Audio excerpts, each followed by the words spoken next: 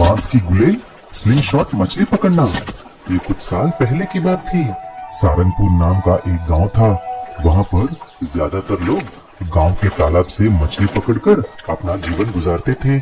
लेकिन कुछ दिन से एक भी मछली जाल में नहीं लगने लगी, क्योंकि उस तालाब में सारी मछलियां बहुत बड़ी हो जाती हैं और जब जाल में फंसे तो जाल को काट कर निकल जाने लगे। एक दिन कुछ मछुआरे इकट्ठे हुए और आपस में बात करने लगे। अरे यार, आजकल कोई भी मछली नहीं लग रहा है। हाँ यार, आप ठीक बोले। मेरे घर में अच्छे से खाना खाकर 3 दिन हो गए। बच्चे भूखे हैं।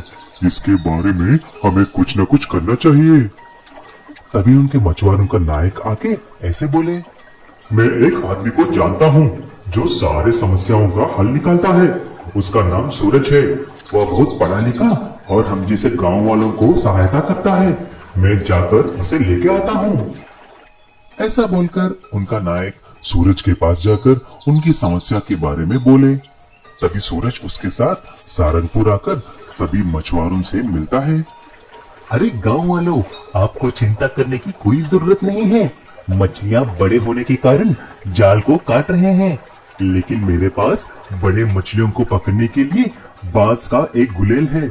उस गुलेल से तीर मारकर बड़े बड़े मछलियों को आसानी से शिकार कर सकते हैं। ऐसा बोलकर सूरज ने सबको मछलियां पकड़ने का तरीका सिखाता है।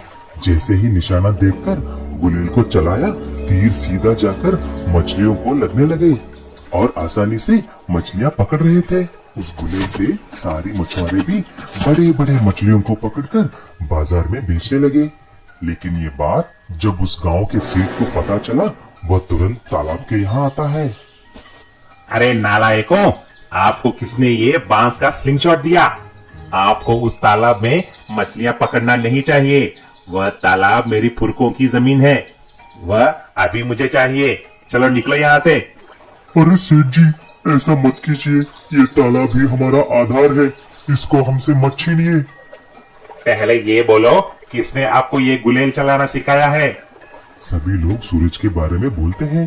तभी सेठ उनके आदमियों के साथ सूरज के पास गया और उसको धमकी देने लगे।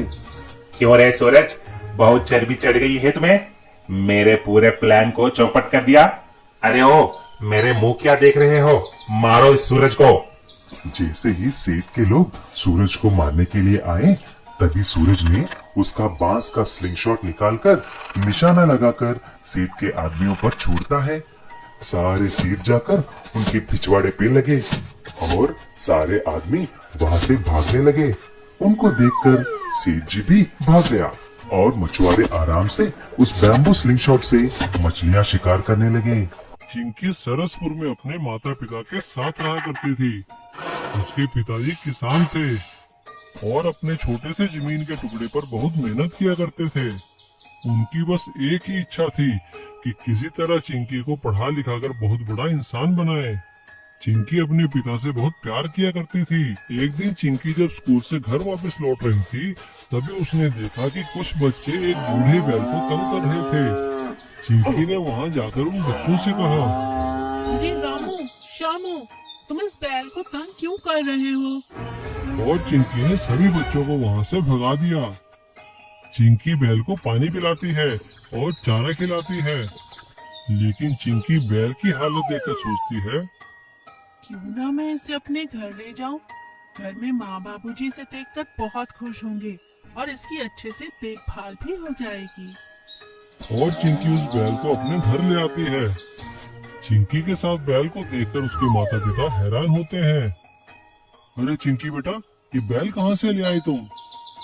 चिंकी उन्हें सारी बात बताती है। बेटा, तुम्हें तो पता है ना, हमारे खुद खाने के लाले पड़े हैं। हम इस बैल को क्या खिलाएंगे? चलो, अब तुम ले ही आई हो तो ये हमारा मेहमान है। हम इसकी खूब सेवा करेंगे। अच्छा ठीक है, मैं इसे अंदर बांध देती हूँ और इसके घाव पर दवा लगा देती हूँ। चिंकी और उसके माता पिता बैल की खूब सेवा करते हैं। कुछ ही दिनों में बैल बिल्कुल ठीक हो जाता है, लेकिन वो कहीं जाता नहीं है। वो उनके ही घर रहता है। एक दिन चिंकी की माँ ने चिंकी से कहा, अरे बेटा चिंकी, जरा जाकर खेतों में अपने पिताजी को खाना तो दे आओ। ठीक है माँ। चिंकी रोटी लेकर खेत की ओर चल पड़ती है और वो बैल भी उसके पीछे पीछे खेतों की तरफ चलने लगता है। चिंकी उसे खेतों में देखकर हैरानी से पूछती है। अरे तुम यहाँ पर कैसे?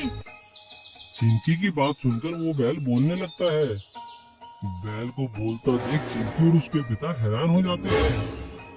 मैं एक जादुई बैल हूँ। मैं यहाँ पे तुम्हारी परीक्षा लेने आया था। तुमने मेरी बहुत सेवा की है, मुझे ठीक किया है। अब मेरी बारी है तुम्हें इनाम देने की।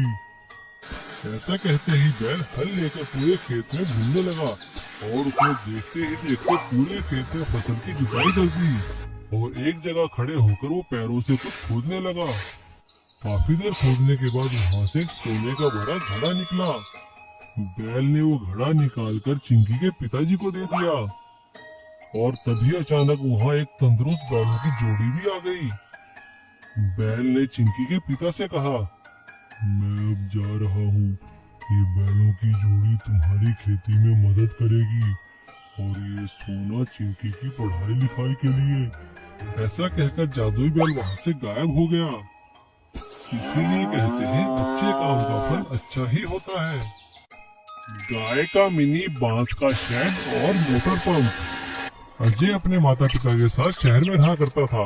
उसके पिता शहर में सरकारी दफ्तर में एक मुलाजिम थे और माता स्कूल में पढ़ाया करती थी। अजय पढ़ाई के अलावा बाकी कामों में भी होशियार था। उसे नई नई चीजें बनाने का शौक था। अजय को गांव बहुत अच्छे लगते थे। वो हमेशा छुट्टियों में वक्त बिताने के लिए अपने पुश्तैनी गांव में अपने दादाजी से मिलने आया करता था। एक बार भी जब छुट्टियों में अपने दादाजी से मिलने गांव आया तो उसे देखकर उसके दादाजी बहुत खुश हुए। अरे अरे अरे अरे, आ गया मेरा बच्चा, कैसा है तू? तेरे माता पिता तो आए नहीं होंगे। नहीं दादाजी, आपको तो मालूम ही है उन्हें छुट्टी कहाँ मिलती है। चलिए ना, अब खाना खाकर नदी पर घूमने चलेंगे। हाँ हाँ ठीक है, चलेंगे नदी पे घूमने। चल पहले घर चल, खाना तो खा ले। अजय अपने दादाजी के साथ घर चला जाता है और नहा धोकर खाने बैठता है। लेकिन खाना खाते हुए उसने अपने दादाजी से कहा, दादाजी, आज ये दूध का स्वाद कुछ अजीब सा लग रहा है। क्या ये हमारी भैंस का दूध नहीं है? हाँ बेटा, आजकल हमारे गांव में एक अजीब सी समस्या पैदा हो गई है। बस गाय भैंसे चारों ओर घूमती रहती है, पानी की कमी हो गई है, तो स्वाद भला कहाँ से आएगा? अजय जब अपने दादाजी के साथ गांव में घूमने निकला तो वो देखकर हैरान रह गया। गांव में जितनी भी लोहे की चीजें थी सभी गल चुकी थी। सारे पशु गांव में इधर उधर घूम रहे थे और फसलों को खा रहे थे। गांव में पानी की कमी थी क्योंकि कोई भी पानी की मोटर चल नहीं रही थी। ये सब देखकर उसने अपने दादाजी से पूछा, अरे दादाजी, इन सबकी हालत ये कैसे हो गई? अरे बेटा, वो तुम दूर देख रहे हो ना, वो एक केमिकल प्लांट है। वैसे तो कोई नुकसान नहीं है, लेकिन उससे निकलने वाला हवा में केमिकल लोहे की सारी चीजों को जो भी बाहर हो खराब कर देता है, जिससे पशुओं के सारे शेड टूट चुके हैं और पानी की मोटरें खराब हो चुकी है। सरकार भी कोई उपाय नहीं निकाल पा रही है, सभी लोग परेशान हैं। अजय अपनी दादाजी की बात को बड़े गौर से सुन रहा था। तभी अचानक उसकी नजर नदी के किनारे लगे काफी सारे बांस के पेड़ों पर पड़ी।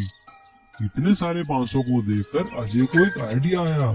उसने अपने दादाजी से काफी सारे बांस तोड़कर अपने घर लाने के लिए कहा।